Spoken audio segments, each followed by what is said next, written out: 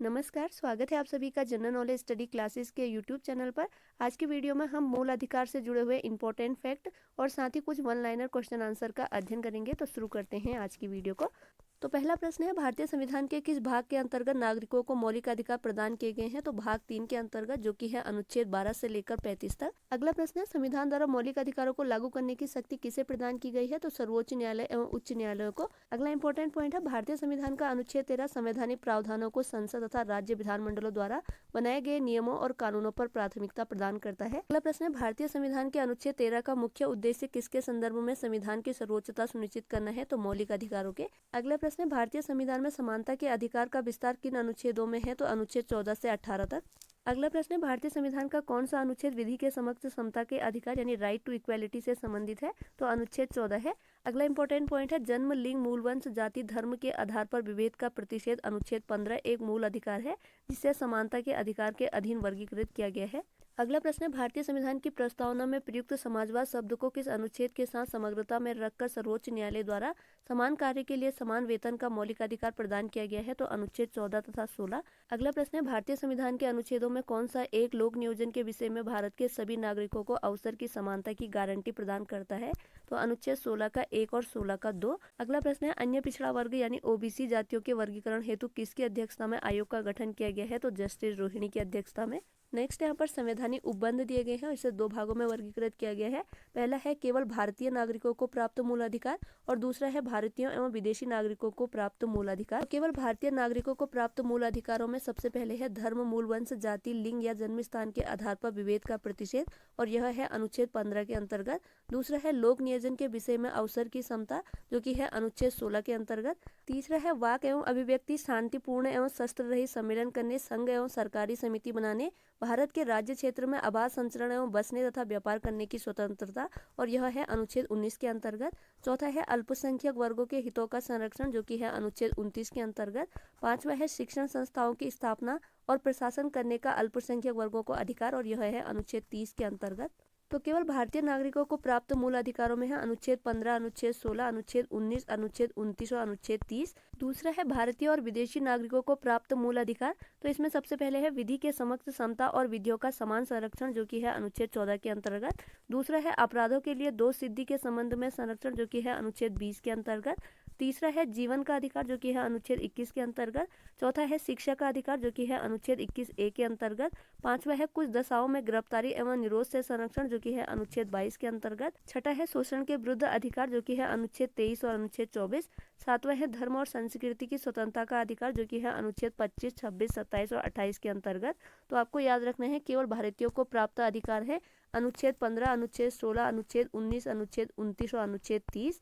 और भारतीय एवं विदेशी नागरिकों को प्राप्त मूल अधिकारों में है अनुच्छेद 14, अनुच्छेद 20, अनुच्छेद 21, अनुच्छेद 21 का ए, अनुच्छेद 22, अनुच्छेद 23, 24, अनुच्छेद 25, 26, 27 और 28। अगला प्रश्न है, संविधान के किस अनुच्छेद के अंतर्गत अस्पृश्यता का उन्मूलन किया गया है? तो अनुच्छेद 17 के अंतर्गत। अगला इंपॉर्टेंट पॉइंट है, संविधान में अस्पृश्यता परिभाषित नहीं है। अस्पृश्यता निवारण अधिनियम 1955 के अंतर्गत अस्पृश्यता को बढ़ावा देना एक दंडनीय अपराध है। अगला प्रश्न है, अनुच्छेद 18 का संबंध किससे है? तो अनुच्छेद 18 का संबंध है उपाधियों के अंत से। अगला प्रश्न है, भारतीय संविधान के किस अनुच्छेद में वाक एवं अभिव्यक्ति की स्वतंत्रता के मूल अधिकार का प्रावधान किया गया है? तो अनुच्छेद 19 में। अगला प्रश्न है, भारत के संविधान में प्रेस की स्वतंत्रता का प्रत्यक्ष प्रावधान नहीं है, परंतु यह स्वतंत्रता किस अनुच्छेद में अंतर्निहित है? तो यह है अनुच्छेद 19 के ए में।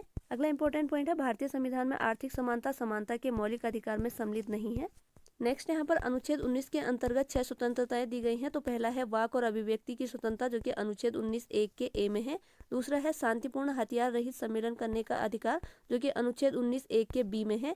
तीसरा है संगम या संघ या सहकारी समिति बनाने का अधिकार, जो कि अनुच्छेद 19(1) के सी में है। चौथा है भारत के राज्य क्षेत्र में आवास संचरण का अधिकार, जो कि अनुच्छेद 19(1) के डी में है। पांचवा है भारत के किसी भी भाग में निवास करने व बसने का अधिकार, जो कि अनुच्छेद 19(1) के ई में है। छठा है कोई वृत्ति या आजीविका, व्यवसाय या व्यापार करने का अधिकार, जो कि अनुच्छेद 19(1) के जी में है। अनुच्छेद 19 के अंतर्गत 6 स्वतंत्रताएं हैं, जिसमें पहला है वाक और अभिव्यक्ति की स्वतंत्रता, दूसरा है शांतिपूर्ण हथियार रहित सम्मेलन करने का अधिकार, तीसरा है संगम या संघ या सहकारी समिति बनाने का अधिकार, चौथा है भारत के राज्य क्षेत्र में आवास संचरण का अधिकार, पांचवा है भारत के किसी भी भाग में निवास करने तथा बसने का अधिकार, छठा है कोई वृत्ति, आजीविका, व्यवसाय या व्यापार करने का अधिकार।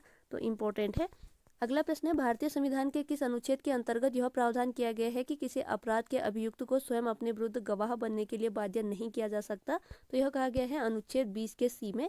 अगला प्रश्न है, संविधान का कौन सा अनुच्छेद दोषसिद्धि के संबंध में अभियुक्तों को दोहरे दंड एवं स्वअभिशासन से संरक्षण प्रदान करता है? तो अनुच्छेद 20।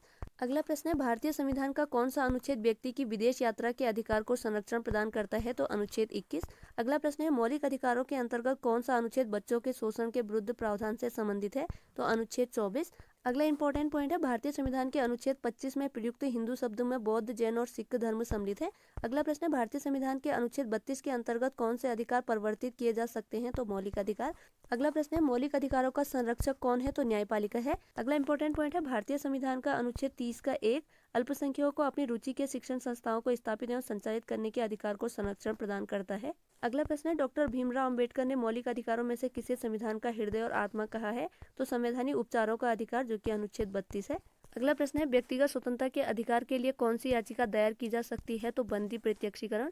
अगला प्रश्न है, संसद को मौलिक अधिकारों में संशोधन का अधिकार किस वाद में निर्णय के आधार पर प्राप्त हुआ? तो केशवानंद भारती बनाम केरलवाद, जो कि 1973 ईस्वी में हुआ था।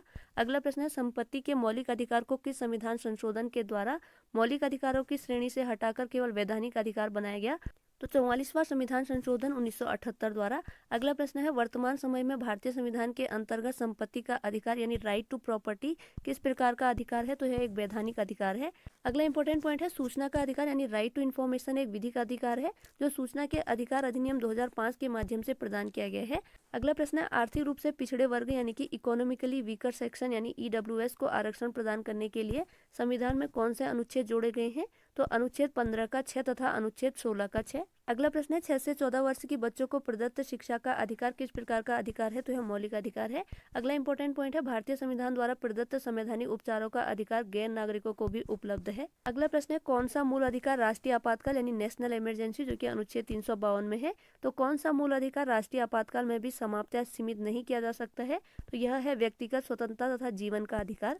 अगला प्रश्न है, बंधुआ मजदूर उन्मूलन अधिनियम संसद द्वारा किस वर्ष पारित किया गया था? तो वर्ष 1976 में। नेक्स्ट यहाँ पर मूल अधिकार और अनुच्छेद दिए गए हैं। तो पहला है समानता का अधिकार, यह है अनुच्छेद 14 से 18 तक। दूसरा है स्वतंत्रता का अधिकार, यह है अनुच्छेद 19 से 22 तक।